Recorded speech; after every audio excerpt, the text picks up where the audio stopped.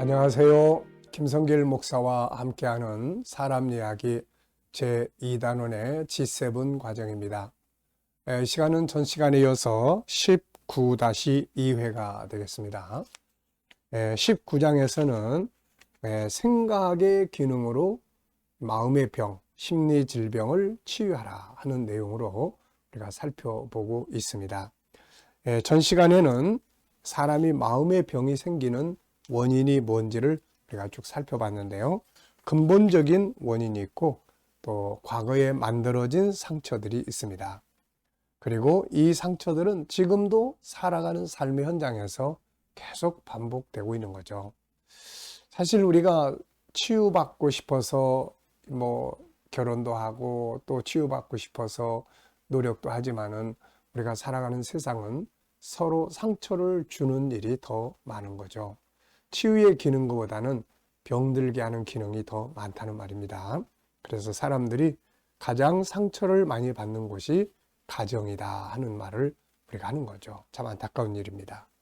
그래서 가정이 상처를 주는 기능만 갖지 말고 치유의 기능을 회복해 갈 수 있도록 하는 것이 중요하죠. 자, 이 시간에는 이제 생각을 가지고 치료를 하는 방법들에 대해서 우리가 살펴보겠습니다. 121쪽입니다. 심리질병은 생각의 병이다.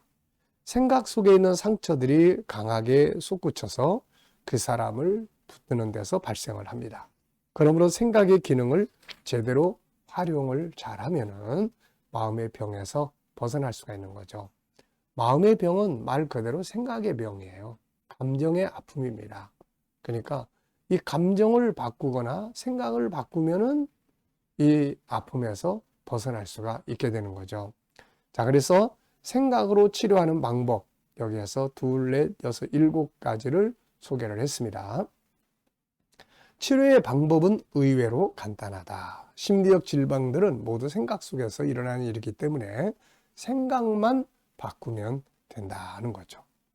근데 이게 또 의외로 생각을 바꾸지 않고 그대로 그 아픈 감정을 따라가면은 이게 또 눈덩어리처럼 또 커지는 특징이 있어요. 그래서 나중에는 과대망상이라든지 이런 현상들이 발생을 할 수가 있습니다. 그러니까 치료하면 간단한 게 내버려 두면 복잡해질 수가 있게 되는 거죠. 첫째는 속에 있는 정보, 곧 하나님의 성품을 꺼내서 사용을 해야 돼요. 자, 이 속에서 자기의 가치를 알게 되고 그 속에서 자존감이 커지면서 치유가 됩니다. 5가지 성품을 꺼내는 것. 우리 안에는 하나님께서 처음에 우리를 지으실 때 하나님을 닮은 최고의 작품으로 만들었죠. 그래서 우리 안에는 하나님을 닮은 성품들이 들어있는데 이것을 5-14라고 이야기를 합니다.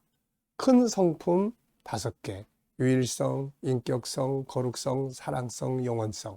그리고 이 성품들 속에 들어있는 또 작은 성품들이 있어요.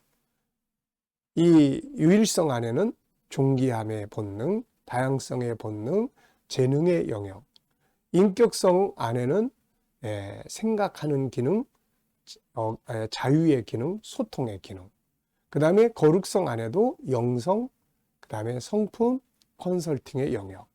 그리고 사랑성 안에는 채워야 될 사랑, 나눠야 될 사랑, 이렇게 돼 있죠.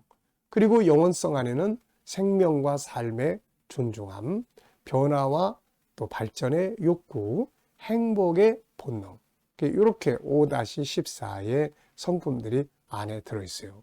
그러면 이제 이게 잘 작동을 하면은 마음이 건강해져요. 그런데 이게 작동을 하지 않고 마음에 안 좋은 생각들이 자리를 잡기 시작하면은 이게 이제 마음의 병이 되는 거죠. 자, 그래서 5가지 성품을 5-14를 사는 삶이 해답입니다. 자기의 정체성을 확실하게 찾으면 심리 질병에서 벗어날 수 있죠. 대부분의 심리 질병은 자기의 정체성을 잃어버린 데서 발생합니다.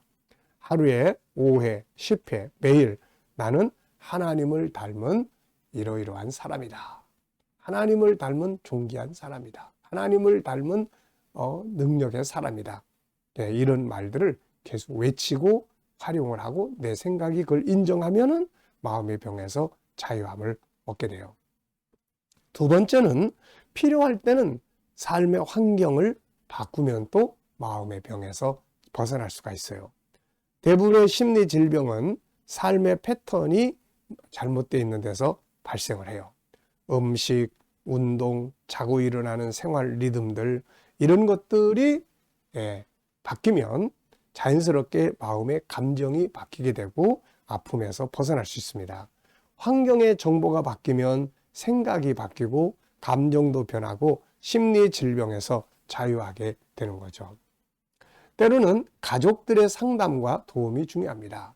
왜냐하면 가족들이 도와야 되기 때문에 본인이 상담을 안 해도 가족들이 상담을 통해서 그런 사람들에게 어떤 환경을 제공하는 것이 필요한지 이런 것들을 알게 되면 도움이 될 수 있어요. 세 번째, 무엇보다 새로운 정보, 좋은 정보를 받아들여야 합니다. 심리질병은 감정이 병적 상태에 있죠. 이때 감정을 바꿔야 하는데 감정을 바꾸기 위해서는 정보를 바꿔야 합니다. 지금 내가 알고 있는 것, 지금 내가 보고 있는 것, 지금 내가 느끼고 있는 것들을 싹 바꿔주는 거죠. 그래서 새로운 정보를 읽고 대하고 만나게 되면 감정의 변화가 일어나게 되고 질병에서 벗어날 수가 있습니다. 말씀 읽기, 찬송하기, 좋은 책 읽기, 전혀 다른 환경 대하기, 또 어떤 상황에 대해서 다른 방법으로 또 해석하기, 이렇게 다양한 생각을 바꾸면서 이렇게 심리 질병을 치료할 수 있어요. 네 번째는 앞으로 가라. 심리적 질병과의 승부처는 바로 여기에 있습니다. 우리 앞에 있는 좋은 목표를 향해서 가야 합니다. 뒤로 돌아가 그 생각에 다시 묶여버리면 안 됩니다. 자기가 하고 싶은 일, 잘하는 일, 자기 장점 찾아 발전시키기, 행복 프로젝트 만들기 등 5가지 성품을 살아가는 일들을 세우고 앞으로 가야 돼요. 멈춰 있으면 그 생각이 자꾸 커지고 그 생각 속으로 빠지면은 안 됩니다. 그래서 앞으로 가는 거예요. 그래서 감정에 끌려가지 말고 행동 원칙을 따라서 가라는 이야기를 많이 하는 겁니다. 대부분의 심리 질병은 과거의 상처들이 원인으로 작동하는 경우가 많아요. 그러므로 과거에 돌아가거나 현재에 머물러 있으면 안 되고 미래를 향한 계획과 목표를 세우고 가야 합니다. 그러면 심리 질병으로부터 자연스럽게 벌어지게 되는 거예요. 내가 어떤 사건 때문에 마음의 병이 왔는데 그 사건 옆으로 자꾸 가까이 가면 안 돼요. 그걸 앞으로 가야 돼. 목표를 새로 정하고. 그러면 얘하고 자꾸 멀어지면서 감정의 변화가 오기 시작을 하는 거죠. 그래서 빌립보 3장 13절로 14절에서는 형제들아 나는 아직 내가 잡은 줄로 여기지 아니하고 오직 한 일, 즉 뒤에 있는 것은 잊어버리고 앞에 있는 것을 잡으려고 표대를 향하여 그리스도 예수 안에서 하나님이 위에서 부르신 부름의 상을 위하여 달려가노라. 앞으로를 향해서 가는 거예요. 5번째는 생각을 바꾸는 방법을 훈련을 해야 합니다. 생각은 다양하게 할 수 있잖아요. 우리가 어떻게 생각할까를 할 때 다각적 생각 방법, 다각적. 다양하게 생각할 수가 있는 거예요. 이렇게도 생각하고 저렇게도 생각하고. 그래서 이 생각을 바꾸면은 마음의 감정이 변하고 이 아픔에서 치유가 될 수가 있게 되는 것입니다. 자, 총 7가지 중에 지금 첫째, 하나님의 성품을 꺼내서 사용해라. 둘째, 환경을 바꿔라. 셋째, 새로운 정보를 받아들여라. 넷째, 앞으로 가라 하는 내용을 말씀드렸어요.